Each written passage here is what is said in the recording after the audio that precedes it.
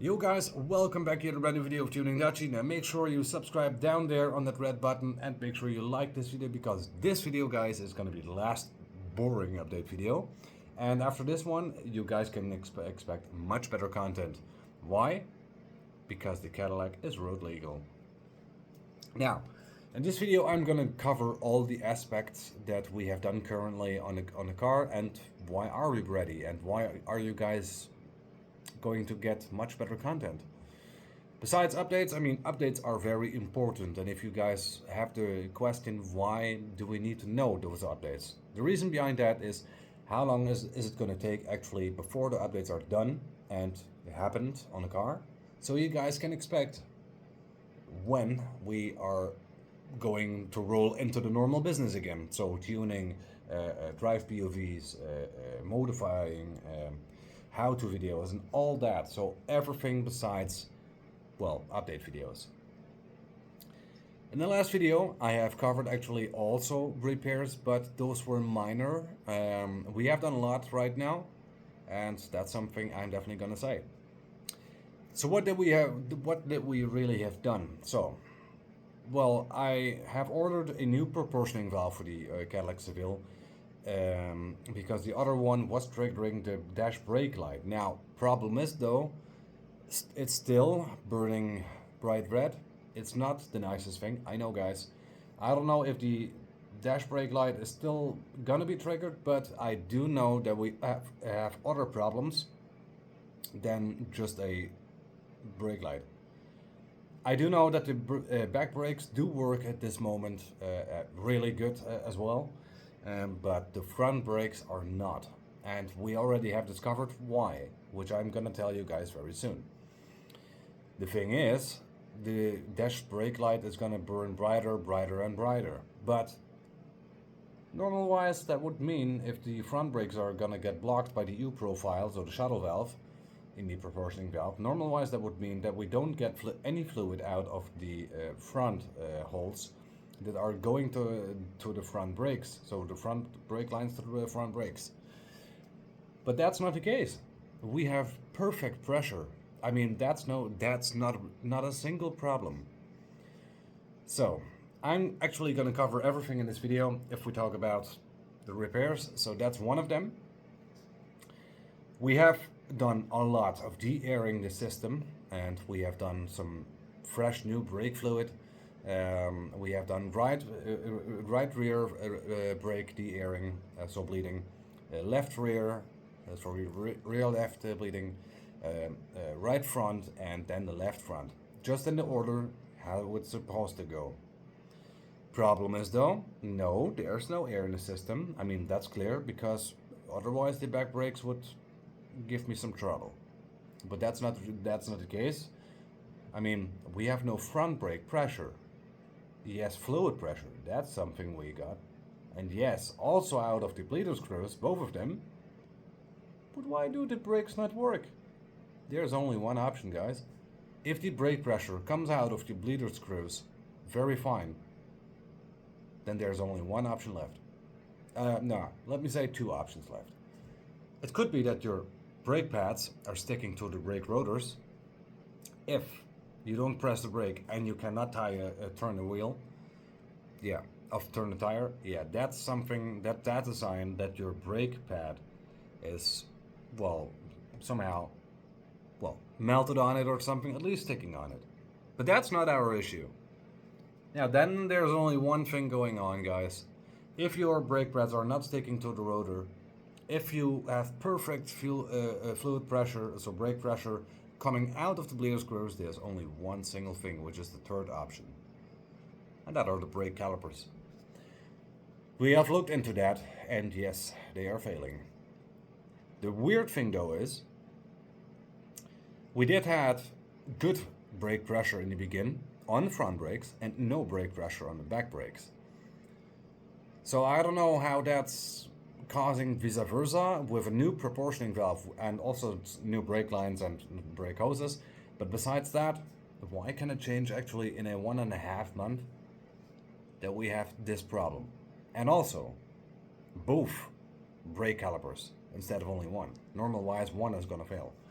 But I mean, if it's failing, then it's failing. So what is going to fail exactly? I have looked into it, at least at left front and right front. So both of them have those piston seals, so the piston rubbers that will extend and retract the piston itself back and forth in the caliper. If the car is standing for a long time still and you drive it, there's going to be a certain point, if there is going to rust inside the caliper, between the caliper or the caliper wall, of piston and piston wall, that's something that caused that the brake piston is going to log up. Also, if your piston rubber, so that it's gonna how it's gonna retract and extend again, if that one is broken or at least sliced, or even worse, on my right front brake, if the rubber, so that rubber that, as I already explained, that extend and retracts the piston, if it's stuck between the piston and the brake pads, that's not good. That's definitely not good. So that means we have leakings. That's not good, guys. I mean, there's only one thing what that can cause. It might be the seal. The seal is definitely not in good shape. But what is exactly going on, I have no clue. At least we don't have fluid leaks. That's for sure. Because if that was going to be the case, then I didn't have fluid left anymore. But I do. And still the same level. So that's going on. That's what's going on in our situation. What does that mean? I'm not going to immediately replace the brake calipers on the front. Might be an option. But it's already one step ahead. And I mean, we did a lot of repairs, and I don't want to make it myself more expensive than necessary. So I'm gonna buy, yes, and this is still extreme, I'm gonna buy for all four of the brakes, left front, left rear, right rear, I'm gonna buy for all of them repair kits. So I'm 100% sure that we don't walk into trouble anymore in the future. And that at least the pistons, the brake pistons, can extend and retract again. So that's something we are gonna order. So that problem has been gone. If it's still not gonna work, I might still going for at least front brakes, and then after in the future for the back brakes, new calipers or remanufacturers. Might be an option. If that's still not gonna work, there's only one option left, and that are the brake lines and the brake hoses. Now on the right front, the brake hose has been replaced already, so that means that there is only a brake line issue, maybe. But if that's going to be the case, then I already have felt it. But that's not the case in this scenario. So the brake problem is still what we have on the front, not in the back.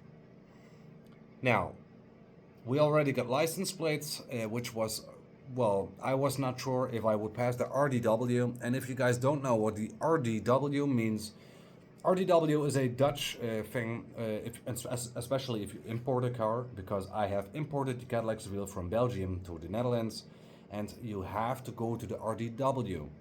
Doesn't mean that you have to pay a lot or something like that. I mean, the thing is, you have to get license plates. Belgium cars, if they are there, they don't come with license plates. In our country, it does. So if I want to sell my car to Belgium, it comes with license plates, but Belgium cannot use it. I mean, it's Dutch. So if someone else wants to buy my car in the Netherlands, then they can buy it with the same license plates. And in Belgium, it's not the case, because the license plates in Belgium belongs to the person. In Netherlands, my country, the license plates belongs to the car. That's the big difference here, and that's why we have to change that. So this morning, I got the license plates, luckily, and already bolted it on, so that's why we could drive. And that's also why you guys are getting nice content. So, I have some good ones going on. So that's already what we have done. Now the only thing what I definitely still have to do is clean the car very good from the outside and definitely from the inside. There are also some, well, I don't know if you guys, if you're an electrician, then this is not maybe a big deal for you, but for me it definitely is. I'm not a rookie if we speak about electricity. I mean, I'm good at it. But in the inside of the car, I have since the door latch didn't work, no electricity going on in the dome lights and the courtesy lights. Well, it's still non-professionally set fucked up, but well, what do you do? Yeah, well, checking the cables. Might be an option, but which one? I don't have the electricity diagram, so that's gonna be a very nice job. So I have to dig into that, well, soon enough.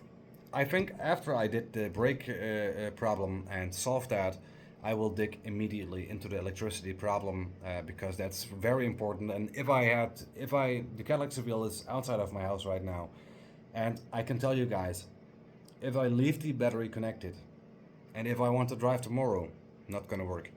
The battery will be drained because I have 3 light bulbs going on, but no courtesy lights and no dome lights. So it will drain my battery the heck as fast as possible. I don't want that. So that's actually something we still have to dig into. If that's going to be done, then I can leave the battery connected without any issues. So that are actually the updates that I currently got for you guys. So we are ready to drive on the road again, and I'm very pleased for that. So I think I'm gonna quit the video. So in this case, I can make those well, those videos ready for you guys, and also the shorts that I have currently still waiting for you guys here on my phone. Anyways, guys, I would like to say thanks for watching. Make sure you subscribe down there and make sure you like the video. Anyways, guys, if you want to donate me in a project of the Cadillac Seville to get more horsepowers out of it and that the car is gonna look way nicer, then donate me. Every kind of donation is very pleased. So yeah, it's not necessary, but if you want to, I really highly appreciate that. Anyways, guys, this was Tuning Dutchy. I'm gonna sign off, and I would say, I see you guys the next time. Tune good, race well, but be careful. I see you guys the next time. Thanks for watching.